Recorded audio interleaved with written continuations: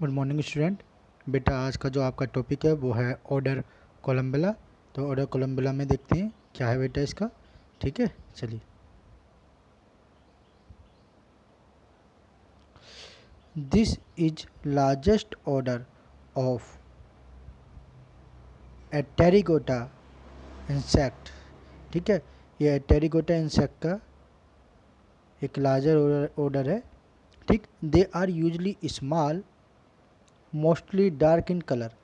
एक तो ये बहुत छोटे होते हैं, उनका गहरा रंग का होते हैं। ठीक है, चलिए आगे देखते हैं। मॉर्फोलॉजिकल करेक्टर, इसके मॉर्फोलॉजिकल करेक्टर क्या है? These are minute and wingless insect. एक तो ये छोटे होते हैं, ऊपर से इनके विंग्स नहीं होते। ठीक है, कंपाउंड आइज, आइज कंपाउंड होती हैं, कोमा एंटीना 4 to 6 सेगमेंट। जब कभी हम दो इस तरह के टॉपिक लिखते हैं ना बेटा एक साथ, तो उसके बीच में कोमा लगा देते हैं। जैसे compound I comma antennae 4 to 6 segment. I जो है कंपाउंड है और एंटीना जो है 4 से 6 सेगमेंट है। ठीक है बेटा, चलिए आगे देखते हैं। Yes, mouth part covering type, मतलब जो माउथ पार्ट होता है वो कैसा होता है बेटा? कवरिंग टाइप होता है, कवर होता है पूरी तरह से। एब्डोमन कंसिस्ट 6 सेगमेंट, जो एब्डोमन वाला हिस्सा होता है वो 6 सेगमेंट में कन्वर्ट होता है। ट्रैकिया आर प्रेजेंट और एब्सेंट, ये वेरी करेंगी स्पीसीज टू स्पीसीज, किसी में प्रेजेंट होंगी या किसी में प्रेजेंट नहीं होंगी। नो सेक्सुअल डायमॉर्फिज्म, यहाँ सेक्सुअल डायमॉर्फिज्म नहीं पाया जाता। इन सीन इन कोलम्बुला, कोलम्बुला के अंदर ये सेक्सुअल डायमॉर्फिज्म देखा नहीं गया है। ठीक है बेटा, चलिए आगे देखते हैं। यहाँ आपका बेटा वर्ड आया है डायमॉर्फिज्म। कहने का मतलब है डायफॉर्मिज्म है जो सेक्सुअली या आपके जैसे भी हो कहते हैं आपके फिजियोलॉजिकली जिनमें कोई डिफरेंस ना हो, अपीयरेंस ना हो, डिफरेंस अपीयरेंस ना हो, मतलब बॉडी में उनकी उसके शेप साइज कलर वगैरह में कोई डिफरेंस ना हो, उसे हम सेक्सुअल डायमॉर्फिज्म कहते हैं। यदि है तो वो सेक्सुअल डायमॉर्फिज्म कहलाएंगे, यदि नहीं है तो वो सेक्सुअल डायमॉर्फिज्म नहीं कहलाएंगे। ठीक है, तो यहाँ डायमॉर्फिज्म मतलब मेल और फीमेल बिल्कुल एक जैसे, इनमें कोई डिफरेंस नहीं है। ठीक, चलिए आगे देखते हैं। डिस्ट्रीब्यूशन, तो डिस्ट्रीब्यूशन क्या है बेटा? They are widely distributed in temperate and tropical regions. कहने का मतलब है बेटा यहाँ दो वर्ड आए। टेम्परेट मतलब गर्म स्थानों पर, ऐसे जैसे गर्म स्थान है और ज़्यादातर डिस्ट्रीब्यूटेड है। And tropical region, tropical region बेटा कौन से होते हैं? इसको हम कहते हैं उष्णकटिबंधीय स्थान, मतलब कि जहाँ पर थोड़ा सा गर्मी वाला स्थान हो, सदाबहार टाइप का हो। ठीक है, चलिए आगे देखते हैं। इकोलॉजी क्या है इनकी, यहाँ देखते हैं। They live in a variety of habitats, whole they feed as scavengers on decaying and soil fungi. कहने का मतलब ये है कि इनका जो हैबिटेट होता है वो बिल्कुल भिन्न भिन्न है स्पीसीज़ के हिसाब से, और ये ज़्यादातर क्या है स्केवेंजर की तरह रहते हैं जो कि अपमार्जक होते हैं। ठीक है, और ये जो सड़ा गला डिकेइंग सड़ा हुआ पदार्थ होता है, जो सोइल होता है, फंजाई होते हैं, ये उनके ऊपर अपना सर्वाइव करते हैं। They are common in soil leaf litre.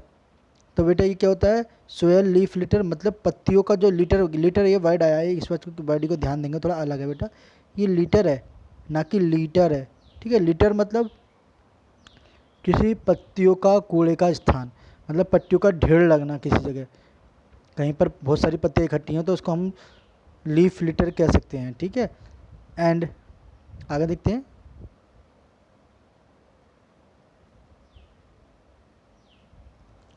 Other decaying organic matter, और जो अन्य सड़े गले अकार्बनिक पदार्थ हैं, and may be found on the surface of water, जो ये कहाँ पाए जाते हैं? वाटर की ऊपर वाली सरफेस पर। ठीक है, immature collembola are similar in appearance to adult.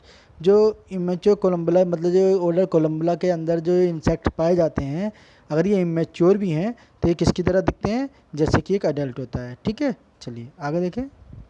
Economic importance, इस ऑर्डर की इकोनॉमिक इम्पोर्टेंस देखते हैं। Springtails are part of the community of decomposer that break down and recycle organic waste. Springtails का काम क्या है बेटा, ये कम्युनिटी को क्या करता है, डिकम्पोजर की कम्युनिटी का एक तरह से हिस्सा है, जो डिकम्पोज करते हैं चीज़ों को, सड़ाते गलाते हैं, ठीक है। ये क्या करता है, break down the recycle organic waste, ये उनकी जो है रिसाइकिल को ऑर्गेनिक को वेस्टेज की बनाए रखता है, उनको तोड़ देता है, ठीक है।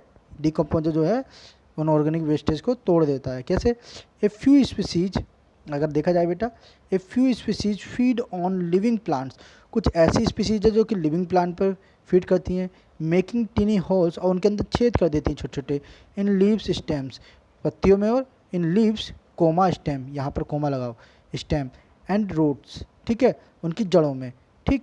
These are the best of commercial mushroom, और ये किसके लिए उपयोगी है, कॉमर्शियल स्तर पर, औद्योगिक स्तर पर जो हम मशरूम को उगाते हैं उसके लिए उपयोगी है, ठीक है। Springtails are the well known as the pest of some agriculture crops, ये कुछ एग्रीकल्चर के लिए एक पेस्ट हानिकारक जीव माना जाता है, ठीक है। And considered as the pest, और ये इसे हम हानिकारक जीव के रूप में ज्ञात किया गया है इन ऑस्ट्रेलिया में। वेरियस सोर्स सजेस्टेड दैट, कुछ ऐसे सोर्स हैं विभिन्न प्रकार के जो ये हमें बताते हैं कि सम स्प्रिंग टेल्स में पेरिस्टियन ह्यूमन,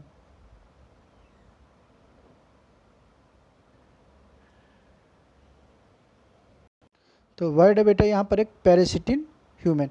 तो क्या है बेटा ये पैरासिटिन ह्यूमन, अगर हम इसकी बात करें तो एक ऐसी चीज़ है पैरासिटिन कि बेटा जो ये क्लीनर्स है एक तरह से, मतलब कि जो हार्म पहुंचाते हैं ह्यूमन को, ऐसे पैरासाइट जो हार्म पहुंचाते हैं उनको ख़त्म करने वाला है कि, ठीक है, जो ये इससे निकाला जाता है।